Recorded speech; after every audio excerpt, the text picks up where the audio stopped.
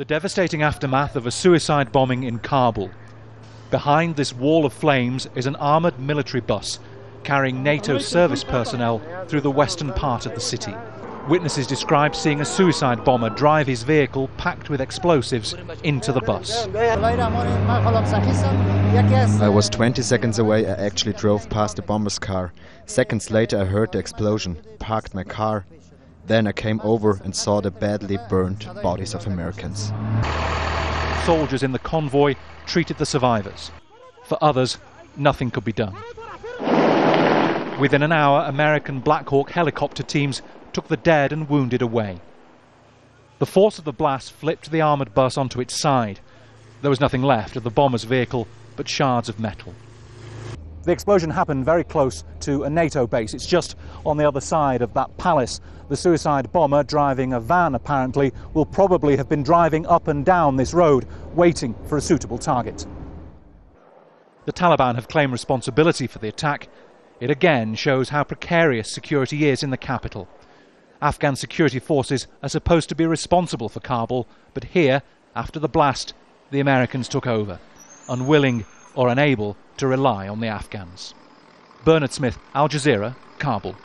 Well, Al Jazeera's Tom Ackerman is in Washington. He explains how the attack may affect U.S. troop deployments in Afghanistan.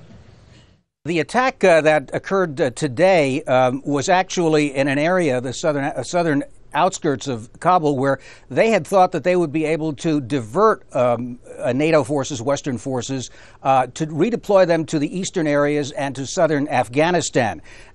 In the recent days, that had to be reassessed as well because they realized that the Afghan forces were insufficient to deal with what many regard as an offensive by the Haqqani network, which is allied to the Taliban, to attack what they regard as vulnerable points.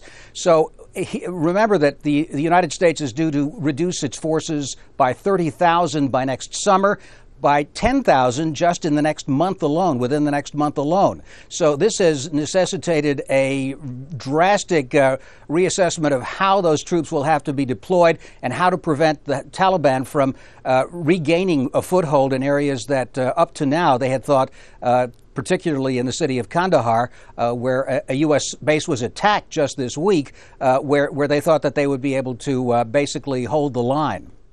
Also in Afghanistan, 3 Australian army trainers have been killed after an Afghan soldier opened fire in the southern province of Uruzgan. 6 other Australian troops and 1 Afghan officer were wounded. Officials say the gunman was killed in the attack.